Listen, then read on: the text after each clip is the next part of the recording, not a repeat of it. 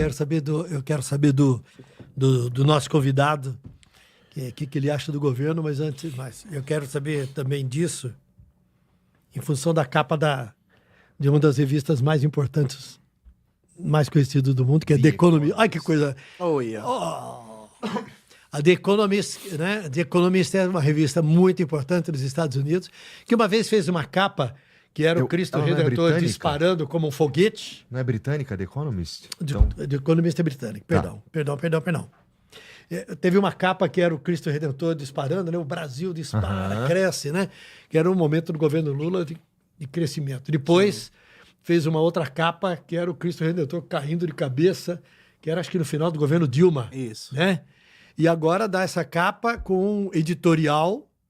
A capa é uma montagem em cima da foto desse líder, um dos líderes da invasão do Capitólio nos Estados Unidos, né?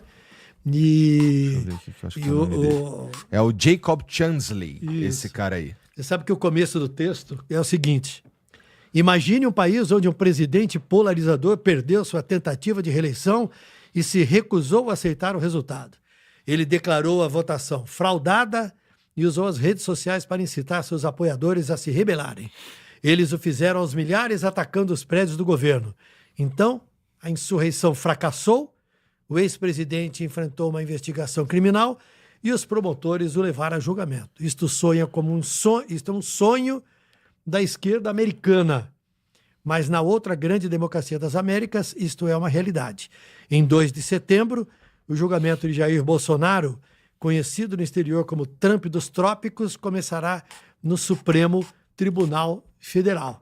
E ele diz o seguinte, que é um exemplo, a The Economist, nesse editorial, fala que o Brasil está dando um exemplo de maturidade democrática. O texto também faz críticas ao Supremo Tribunal Federal, ao STF, né? Diz que ele erra quando ele assume responsabilidades e decisões que deveriam ser de outros poderes, mas diz que entre perdas e danos, o Supremo tem acertado mais. Então, este texto que vem assinado numa publicação de hoje, amanhã, dia 30, né? Já saiu, mas a data é 30 de agosto, ele termina por elogiar o governo brasileiro e termina falando assim: em contraste, mesmo com o governo Trump punindo o Brasil por processar Bolsonaro, o Brasil está determinado a salvaguardar e fortalecer sua democracia. O que você acha disso, dessa revista britânica fazendo tal elogio? Eu acho que o Marx, em 1850, no seu 18 Primário do Luiz Bonaparte, ele critica a The Economist, que ele fala que eles são os apologetas, os profetas do pensamento burguês na Europa, né? E acho que tá errado. Veja, é claro que eu gosto muito da ideia do Bolsonaro preso. Mas como a gente conversou aqui, né? Pra mim, o Bolsonaro tá sendo preso pelos motivos errados, Carlos. Assim, pra mim é inacreditável, depois do que o cara fez na pandemia, depois de ser responsável direta pela morte de milhares e milhares de brasileiros, ele não tá sendo preso pela pandemia. Ele não tá sendo preso pelo atraso na compra de vacinas, pelo desestímulo a tomar vacinas, pelo desestímulo ao isolamento social, ao uso de máscaras. A memória no Brasil aqui é muito frágil, né? As pessoas esqueceram que o Bolsonaro e o Paulo Guedes eram contra o auxílio emergencial de R$600. Eles foram derrotados no Congresso, mas a linha do Bolsonaro era: não vai ter auxílio, não vai ter isso de ficar em casa não, vamos todo mundo pra rua trabalhar, sabe? O Brasil teve recorde no número de mortos, recorde no número de enfermeiras mortas no Brasil. A gente teve o maior número de enfermeiras, técnicas e auxiliares de enfermagem mortas no mundo inteiro. Então, Bolsonaro tem que ser preso por isso. Isso por um lado. Por outro lado, o legado político-econômico do Bolsonaro está intacto. A Eletrobras foi privatizada. O presidente Lula prometeu retomar a Eletrobras, fez um acordo para manter a Eletrobras privatizada. O Banco Central foi privatizado durante o governo Bolsonaro numa votação ilegal online. O Banco Central segue privatizado e a taxa de juros hoje em dia está em 15%. O governo Bolsonaro privatizou a refinaria Landolfo Alves, na Bahia, a refinaria Isaac Sabá, no Amazonas, e a Clara Camarão, no Rio Grande do Norte, saem privatizados. E saiu agora uma reportagem muito boa no Brasil de Fato, mostrando que a Isaac Sabá, no Amazonas, comprado pelo Atem Grupo, Atem Distribuidora, eles controlam a importação de combustível e a refinaria que era da Petrobras. O que é que eles fazem? Eles deixam a refinaria subutilizada, com a produção baixa, porque é mais lucrativo para eles importar combustível e revender do que usar refinaria. Então, Amazonas, um dos estados mais pobres do Brasil, paga um dos combustíveis mais caros do Brasil. Proporcionalmente, um paulista paga um combustível mais barato que o amazonense. Tá tudo isso de pé. O Temer aprovou o teto de gastos, né? O governo Lula aprovou um novo teto de gastos e todo aquele discurso de austeridade do Paulo Guedes está vigente. Tem medidas de privatização que o Bolsonaro tentou tomar, que não conseguiu, que até, inclusive, o governo Lula está continuando. Veja, o Bolsonaro privatizou o metrô de BH. O metrô de BH, depois que ele foi privatizado, a passagem já subiu 36%. 1.000 trabalhadores foram demitidos, né? As obras atrasadas, como a obra da linha 2, continuam atrasadas e o serviço piorou. Nesse momento, o governo Lula, que prometeu tirar o metrô do Recife do programa de privatização e a Transurb de Porto Alegre da privatização, o governo Lula está querendo privatizar tanto o metrô do Recife como a Transurb e privatizar, Carlos, usando dinheiro do BNDES.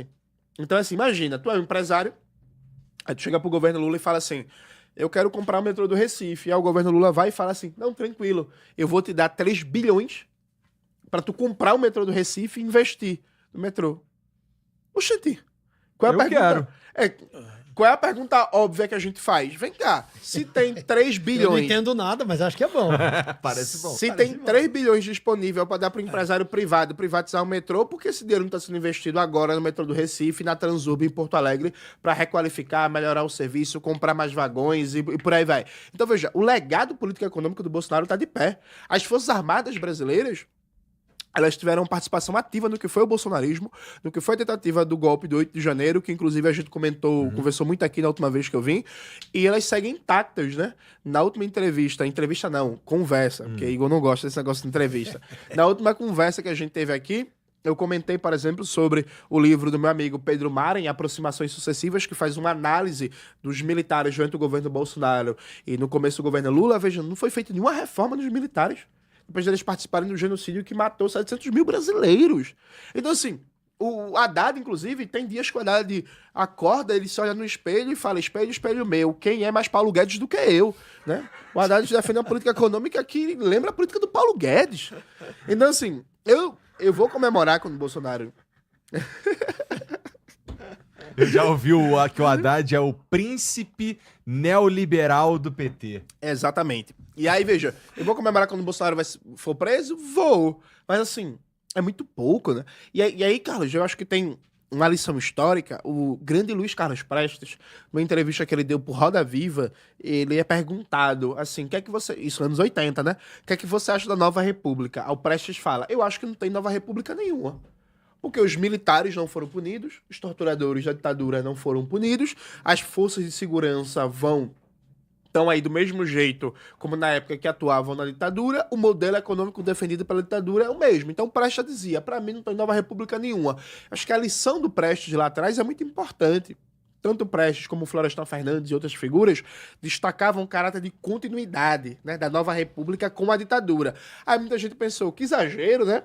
Então tô vendo o lado negativo, não tô vendo o lado positivo. Quando a gente vê que uma besta fera dessa vira presidente reivindicando o legado da ditadura empresarial militar e dizendo viva o coronel Brilhante Ustra, a gente percebe que faltou um trabalho melhor de memória, de ruptura com aquele passado. Se a gente não faz uma ruptura de fato com o bolsonarismo, isso cria a possibilidade histórica de amanhã aparecer um outro imbecil igual a esse.